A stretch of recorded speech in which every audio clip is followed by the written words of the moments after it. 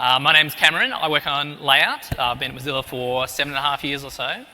And today I'm going to give you a sort of very high-level overview of what the layout engine in Gecko does. So this is sort of my conception of what the rendering pipeline looks like. We have content on the left coming in as input. So that's DOM tree that has been parsed. And the yellow highlighted bits are the things that the layout engine is responsible for. So really, it's sort of separated into 3 stages of the pipeline, which BZ mentioned this morning.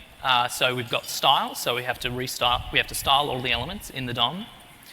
Then we create frames for those elements. And finally, we reflow them to get the actual final layout.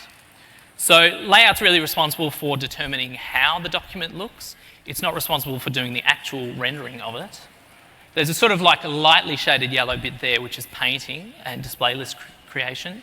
That's kind of on the boundary between layout and graphics, and Matt's going to talk about that a bit in the graphics session after me.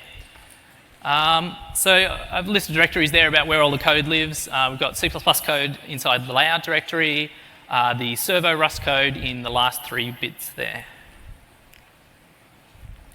So firstly, style. The style system is basically responsible for computing a value for every property that we support for every element in the DOM.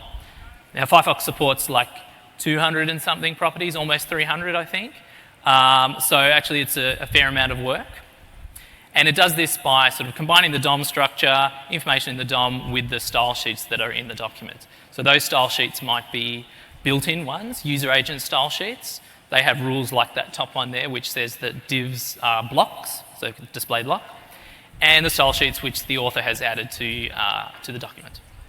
So in the end, we've got assignments for every property, values for them for every element. Now, the actual process of generating these style values for every element is kind of split up into 2 halves. The first half is selector matching, and that's where we determine which of the rules in all of the style sheets a given element matches. So in my little example here, I've got 4 rules, or maybe 5 if you count the first one as 2 rules, and only the third one matches. So there's a small example, but some pages have quite a lot of rules. I've seen Amazon pages with 10,000 rules in style sheets, if I can channel Rutger Hauer for a moment. But we do some tricks to try and make sure that we don't need to look at all of the rules that are in there. So the main trick that we use is we sort of sort these rules into buckets based on what the selector looks like right at the right-hand side. So the bit that's actually going to match the target, the thing that we're restyling. So those first 2 rules will go into a bucket for P elements. Well, the first one will also go into a bucket for div elements. And the last 2 will go into a bucket for spans. And so because we're styling a span element, we only need to look up the bucket for span, selectors with span on the right-hand end. And we'll have buckets as well for IDs and classes, a few other things, and a catch-all bucket when the selector doesn't have these things. But we can see that the element doesn't have any ID or class, so that's the only bucket that we need to look up. The second part of the process is that we do the cascade, and that combines the result of selector matching, so the list of rules that matched, with property values that came from our parent element. So in this case, that was a parent div. And to do that, we look at all of the declarations in the rules that matched, find the most specific one for every property that's mentioned in these rules. In this case, we've only got a single one, so the colour property is the only thing mentioned in the matched rules, and that's the thing which provides the value for the colour property in the computed values in the end. So you can see colour red in the rule, and then the computed value for colour for the span is RGB 24500, which is red. For all the other properties, all 200 and something of them, it depends if it's an inherited or a non-inherited property. So inherited properties just get copied from the parent's style. So in this case, font size gets copied from the parent, 16 pixels, down to the span. And for the non-inherited properties, we assign them their initial values. So display gets inline, that's its initial value, margin top is 0. And at the end of this process, we've got the computed styles for the element. And the form that we store these in is the computed style object. So this is a C++ object. which recently was called NS-style context, if you've come across that. And it arranges things by having a number of pointers to different style structs. Each style struct is a collection of sometimes related, sometimes not related properties that we sort of group together. For example, the background style struct, NS-style background, has background color, background image, background position. NS-style display has some kind of more fundamental properties like the display property, Moz binding, overflow X, overflow Y. NS-style font has like font size, font family, and so on. So we've got 23 of these things, and if we add up the size of them all and the size of the computed style object, we get something like almost like 3 kilobytes of data. So that's actually quite a lot, and we don't want to have like a unique copy of all of that data for every single element in the DOM. So we tried to do a bunch of sharing. So sometimes we can share whole computed style objects. If we detect that a recently styled element is very similar to the one that we're styling now, so maybe it's got the same tag name, same class, same ID, the same parent, then we can just share a pointer to that same computed style object. So that's something that we call the style sharing cache. We also can share individual style structs in some cases, in many cases actually, so it's pretty common. So if you have an element where you don't have any rules that match that set, say, font size, font family, or any of the font properties which are in that font style struct, then we can share that style struct with the parent element because it's going to have all of the same values. And sort of similarly for style structs which have non-inherited properties in them, if there's no rules matching that set them, we can share a pointer to the one struct which just has all of the initial values in it. So the important thing that allows us to do that kind of sharing is that each of these style structs only ever contains either inherited properties or only non-inherited properties. So we produce this computed style object. It's a C++ object, but we actually fill it in from the Rust code. And we sort of hang that off the element in some field. We also record which rules were matched when we did the selector matching to produce this computed style, so that we can skip doing that process of selector matching in some cases if we detect that when we're restyling, we're not going to change which rules the element actually matched. And that's pretty common. So if you change the color property on the root element of the document, you want to restyle all of the descendants because we need that color to inherit down, but none of those elements are going to change which rules they actually match. So we can sort of skip half of the process by recording which rules the element matched last time. So I'm not going to talk about the sort of data structure that we use for that, but just think of it as it's just a fancy way to record a list of rules that matched last time. So the actual properties themselves, they're defined in the Rust code, so in the servo code that we have in the tree, in those directories there. And each property actually has a Rust module with a number of things defined inside it. So we've got a Rust type for representing specified values of the property, a type for computed values. Sometimes they're the same, sometimes they're different. Functions for parsing, serializing values of the properties, functions for converting between specified computed values and back again. But this is all a lot of code, and we don't want to write that out manually every single time. So we use some kind of code generation at build time to generate this stuff. So the servo code actually uses a templating language called Mako or Mako. It was originally designed for like web page templated generation, but it works just fine for generating Rust code. And we have a bunch of sort of helper functions which generate all of the code in those Rust modules to implement a property. So this is what the definition for background color looks like, for example. That lives in the background struct. And the little highlighted bit color in the string there, that sort of identifies one of the number of predefined types that we support in CSS properties. So we can have a bunch of custom parsing code and types for maybe some one-off properties where we can't reuse these definitions. But a lot of them can use these reused definitions like this one. All of that pre-processed content, after it gets processed, gets output into a file called properties.rs in the object directory. And sometimes I find it a bit easier to have a look through that than try and work out exactly what these templating things are doing.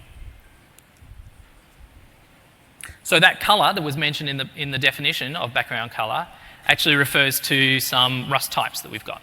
So in the values directory underneath servo component style, we've got types for specified values and for computed values, and this is what it looks like for properties that take colours. So we've got two different looking types here because the values that you can use in style sheets are kind of different from the actual computed values that get represented in the end and which the rest of the layout system uses. So in style sheets, you can specify colours using the current colour keyword, you can specify RGB values or a colour keyword or a system colour keyword, but in the end, they all get computed down into like an RGBA value plus some value which says how much current colour to mix into it. So we've got types for the values, but these are Rust types, and the style structs are defined in C++, so they've got C++ members.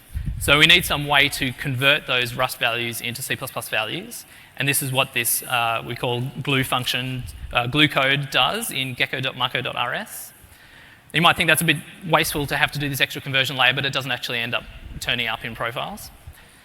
And we use bindings generation. We use Rust bindgen to parse all of the C++ files that the style structs use and output Rust definitions of them. And that gets output into the object directory as well in structs.rs, if you're interested. It's a little bit hard to read in there, but this is the kind of output that you can see. So the background struct looks like this, and the glue code, when it comes after, at the last stage of the process of generating the computed style, when it wants to write a value into the style struct, it will take that Rust color, the computed color type, and it will convert it into, well, it'll poke around in this style complex color struct. So after the end of all that, we've got all our elements have styling values. They're all written into the style structs. And the next part of the process is to create frames for the elements. So a frame, as Busy mentioned this morning, is like a rectangular area for the element, and it sort of basically matches up with the CSS concept of a box or maybe a fragment, and these are organised into a tree.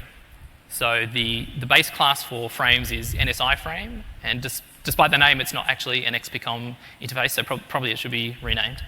And we have a lot of different frame classes. I think there's more than 100 of them for various degrees of specialization for handling different kinds of elements. But the three most important are probably blocks, inlines, and text.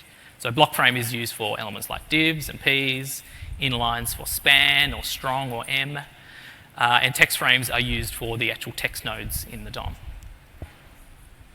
This is what the frame tree looks like for my simple example, and it's a very straightforward, or the most straightforward case that we can come up with in the frame tree. So every element has one corresponding frame. So the div gets a block frame, I should go this way, p gets a block frame, span gets an inline frame, and those two frames, the block frame for the p and the inline for the span, are children of the block for the div. And the two text frames, text nodes, which are in the DOM tree there, but I haven't shown, they get a text frame each.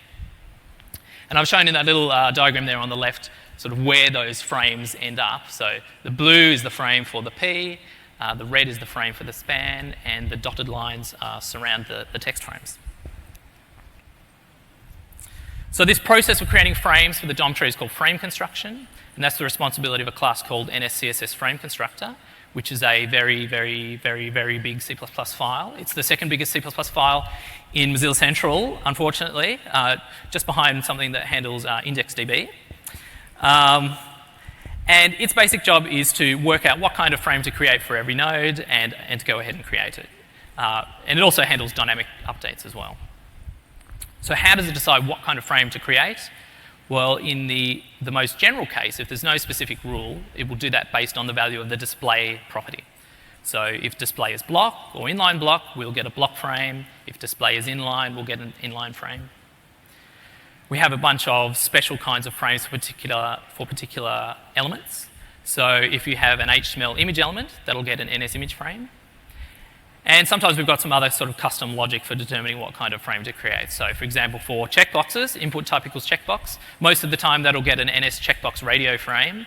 But sometimes it won't. If Moz appearance is none, then it'll sort of fall back to creating one based on what the display value is. Sometimes we create more complicated frame trees. And in these cases, we end up creating more than one frame for a particular element. So these grey boxes here are what we call anonymous boxes. So they're additional frames that are created, And they're sort of, in this case, they're associated with this div. So let me run through this example. So this is one case where we create anonymous boxes. It's with Flexbox. So if you have a Flexbox container, so this div style display flex, it requires that all of its children are blocks. If all of its children are elements, then that's kind of easy to do. So we can just sort of ensure that the display value for the child elements just gets set to block. And that's what's happened here. That's why we have an NS block frame for the span. But if you've got text nodes, so because we've got 3 flex items here, we can't just create a block frame for the text node because then we'll have nothing to actually handle the text content. So we end up creating a wrapper block for those items there. These are called anonymous boxes because there's no way to address them from content. They're sort of hidden away. But a lot of the time, the CSS spec requires particular anonymous boxes to be created, or at least for the effects to be visible in the layout in the end. But we can address them from user agent style sheets. So when we create anonymous boxes, we have a particular pseudo element name that we use. These ones are called Moz anonymous flex items. And then we can provide some styling for those things from the UA style sheets. So in this case, we have a display block rule for these things, so that's why they end up getting block frames. Another kind of related concept, well, maybe only in that it's got anonymous in the name as well, is native anonymous content. This is a mechanism for frames to be able to create extra DOM elements that get hidden away under the target element to implement in some special way some element. So, for example, input type equals file is implemented using native anonymous content. So visually that appears like a button and a label next to it. And the main frame for input type equals file, NS file control frame at the top, it implements an interface called NSI anonymous content creator, I think. And that allows it to produce some extra elements to sort of hide off underneath the input element. So it does that. It creates a button element, an HTML button, and a Zool label, which I assume will change to a span or something pretty soon. And the frame constructor, as it's producing frames, it will ask for the frame that it just created, do you implement that interface? If so, can you give me some extra content? And then it will just progress and create frames for those extra elements that were created. So it's anonymous as well, so content in the page can't actually poke into that thing. It's kind of similar to what XBL, or as I've discovered today is pronounced Zibble, can do, but it's done using C++ code rather than script, which is where native in the name comes from. So there's various other cases where we have like complicated frame tree things, but it's not particularly important. Once we have the frame tree created, then we can go and work out what the actual layout of the document looks like. So after frame construction, we don't know where these things are. We don't know how big they're going to be. We just know the sort of hierarchical structure of them because we've put them into a tree. So reflow is the process of going over that tree and working out the sizes and positions of all the frames. And the end result for each frame is that we set its mrect, which is a field on NSI frame, which is the rectangular area for that frame relative to its parent, and a few other things like computing how much like overflow outside that rectangle it might need to paint or its descendants might need to paint, which comes up sometimes like if you have overflowing content outside of some container, or maybe you have some fancy font glyph that likes to go outside its mbox a lot. And generally, this computes a size for each frame based on how much the parent says, how much space there is for it to fit.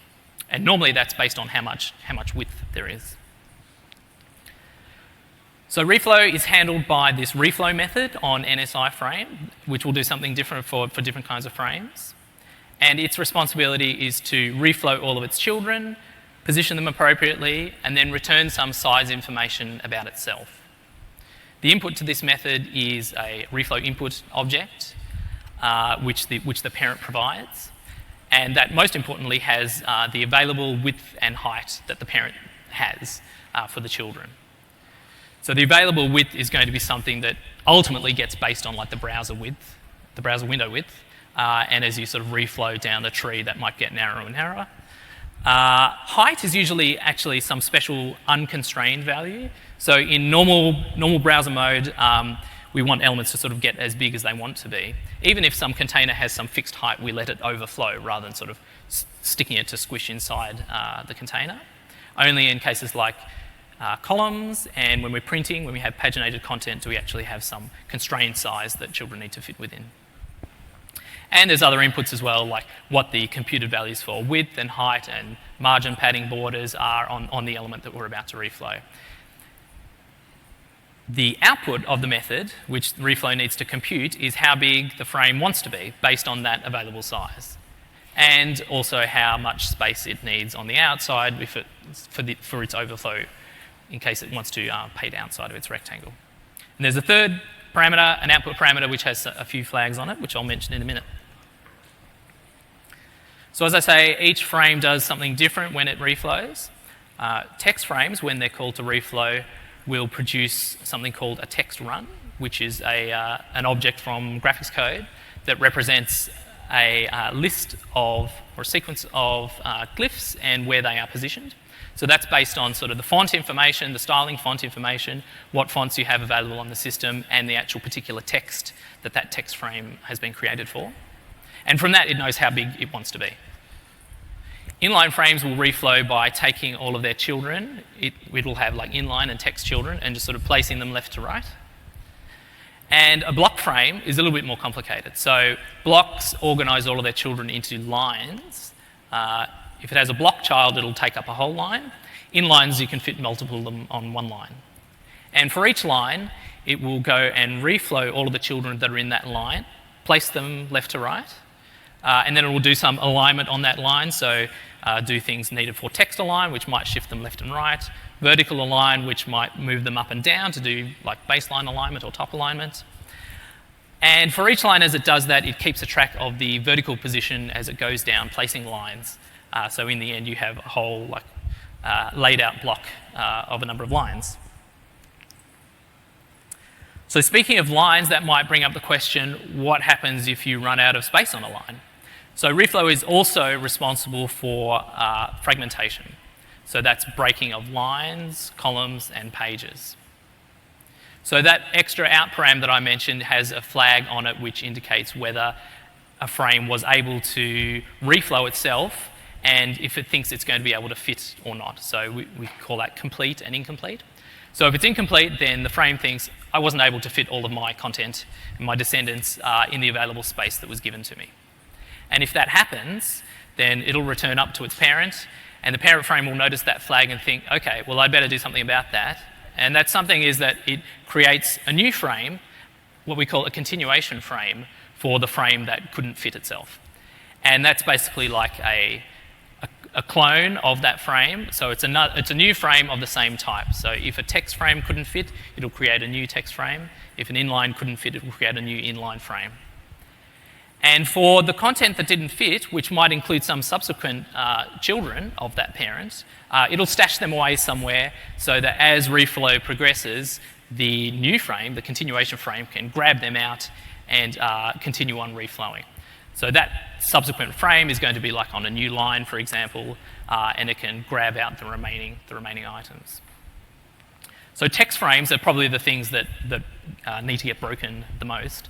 So they sort of remember where in the text frame, where in the content the break has to go. So after it's produced its text run, it'll do some measurement based on like the words in there and how much available space there was, and determine, okay, I need to be broken at this point.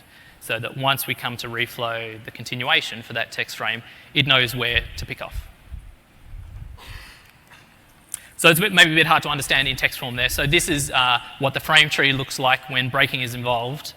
So this example has a paragraph and a span that says, well, the paragraph says this is how line breaking is handled, and the line breaking is wrapped in a span, and the break needs to happen inside that span because of the width. So as we go and reflow, initially we'll have a single text frame for that text line breaking, but when the text frame is reflowed, it will find out, oh, there's not enough horizontal space for me left on the line. So it will return to its parent and say, okay, I'm incomplete. And the parent, the P, its reflow method will say, okay, well, I will create a new continuation for you, another text frame, and it will continue on reflowing, And once we continue to reflow this second text frame, which has been inserted at the right place in the tree, that new text frame will pick up where the previous one left off because it knows that it needs to pick off from where the space is in that text string. Then we'll discover that actually its parent also couldn't fit. So the inline frame also couldn't fit and needs to be broken.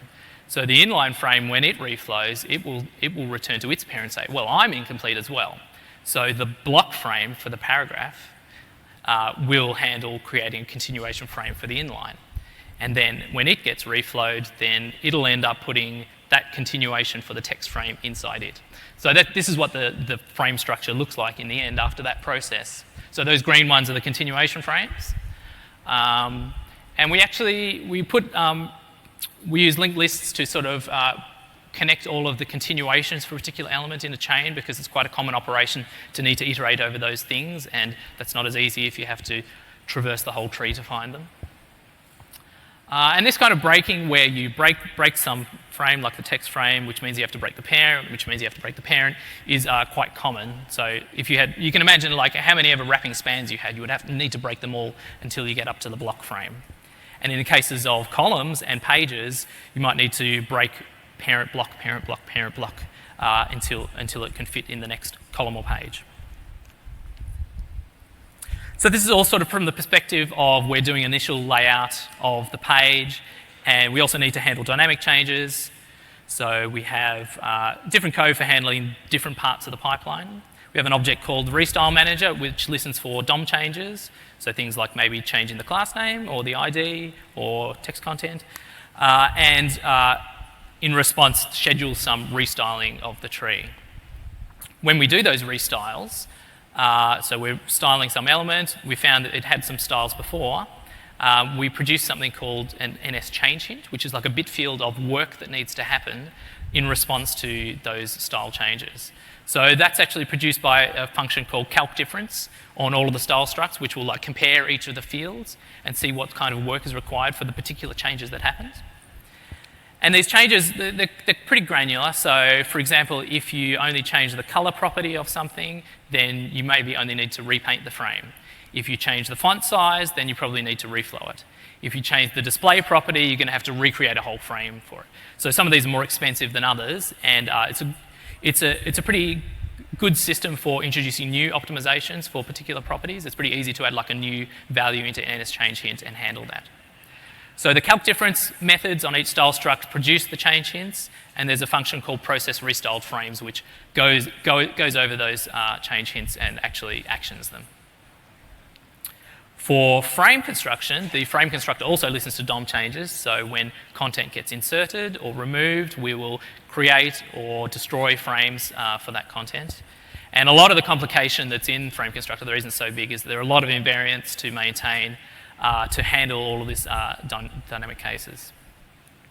And we try hard to coalesce processing these changes as well, because we don't want to have to like blow away frames, recreate frames if you have like a tight loop in JavaScript where we're setting display none, display inline, display none, display inline, if the rest of the script is not going to observe it. So we do a lot of this coalescing by setting bits, dirty bits inside the DOM tree, in the frame tree, and only flush those when we need to. So when script queries style or queries layout, or when the refresh driver does its ticking at 60 frames a second, then we'll also flush. So that's basically the high-level overview of what layout's responsible for.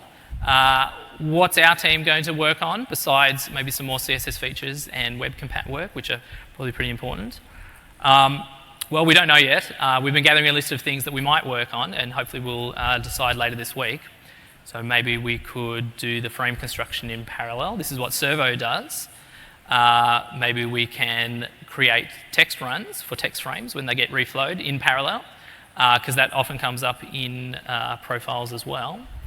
A lot of these things we'll have to make sure that we're actually solving the right problems here and profiling and analysing before we actually spend some effort going into them. But I think one of the things that we will find a win with is profiling and rewriting some existing code, because the layout module actually has a lot of old code.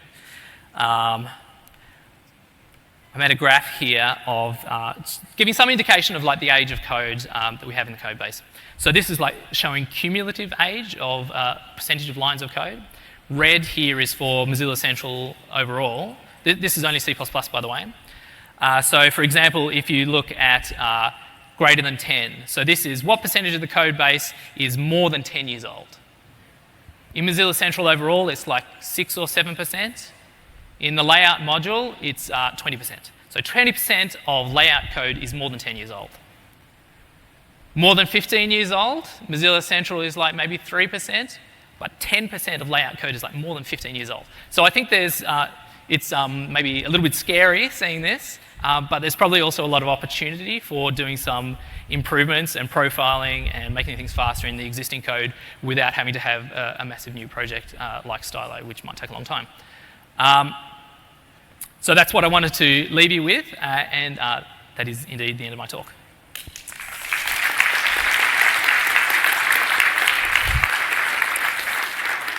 And I'm happy to answer some questions as well.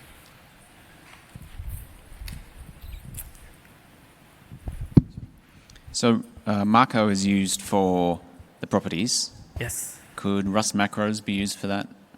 I think that's a good question because I think the Marco templates they're kind of hard to understand. If Rust macros, and I haven't been keeping up with what like new style macros are able to do, were able to represent all the definitions of properties and do the right code generation, then I would say yes. But it sounds like Emilio has some opinion on that just behind you. I just wanted to point out that all this macro stuff predates the capability from Rust to have like procedural macros. So we've done a bunch of work to move code from macro templates to like the types themselves and use like custom derive when that was introduced. So now like the microcode is just mostly a description of the property that could be like, it doesn't even need to be macro necessarily. Like you could theoretically replace the step where we like run macro and generate a bunch of Rust code. You could write a Rust program that in a build script that does it. Just to be a little contrarian here, I think there's a huge amount of value of it being like dead simple and dumb in the fact that it actually outputs a text file that you can read rather than having to understand like Rust macros. So I don't want to forget that. Okay. So I got two questions. So the first question is there an obvious way to observe the frame tree and the changes on the frame tree, like being able to visualize it? Being able to introduce that to general web developers. And the second question would be more Gecko specific, like is there any caveats or limits to the native anonymous content, like something that you definitely shouldn't do in it, or something you definitely shouldn't try to implement in it? Thanks. For visualizing the frame tree, we don't really have anything targeted towards web developers.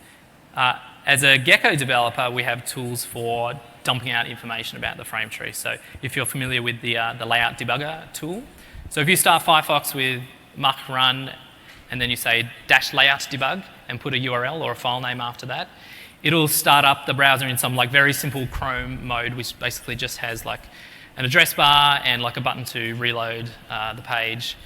And it has some extra menu items for like dumping the DOM tree, dumping the frame tree, and they'll all get dumped to standard out, and it's just like a sort of textual representation of what the frame tree looks like. But I mean, that's reasonable. I use that quite often when I'm debugging. Nothing for showing what changes happen dynamically, but I would just tend to like dump the frame tree, do something, dump the frame tree, and then have a look. For the second question, what was it again? Native anonymous content. I don't think you need to be avoiding native anonymous content particularly.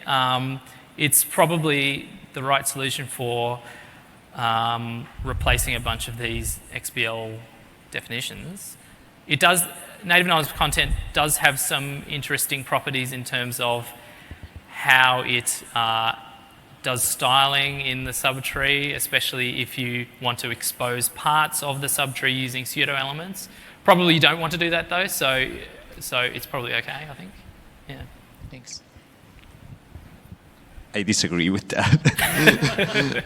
I mean, I generally don't like native anonymous content because this thing which like we create while we're running layout, and then like it's very easy for dump code to just mess up and start trying to change stuff, and then like that kind of it has the same problem with like Sybil where like the CSS rules that you specify with Sybil can change the CSS rules that have already applied to the tree, and I mean we have assertions to prevent that, but like it would be better if we didn't have to worry about that problem at all, and we use like something like Shadow DOM or stuff like that.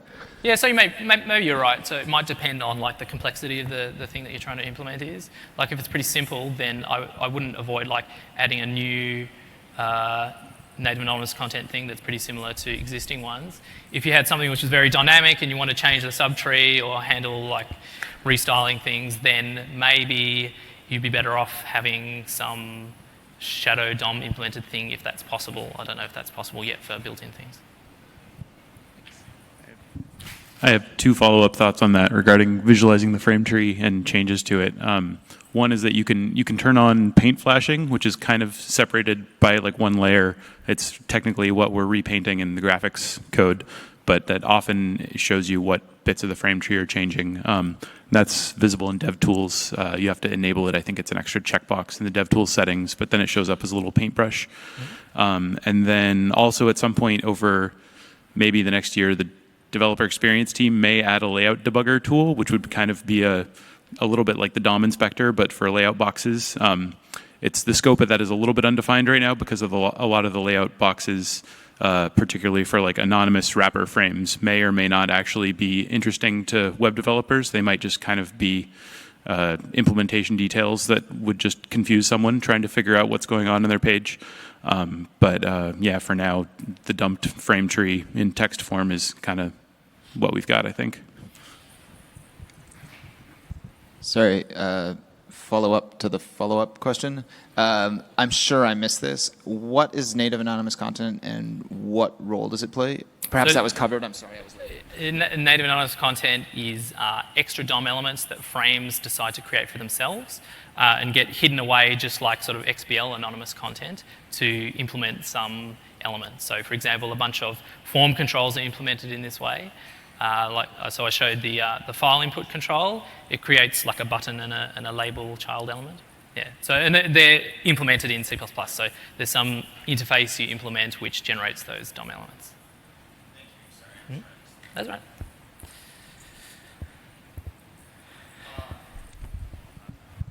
Hey.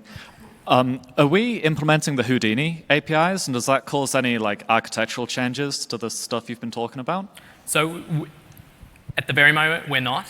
I think we need to decide soon what we're doing with Houdini, because you know, like Google's like steaming on ahead, and it may well have architectural implications. And I think the task of somebody soon is to dig into that and work out what those are. But I don't think somebody has done that work.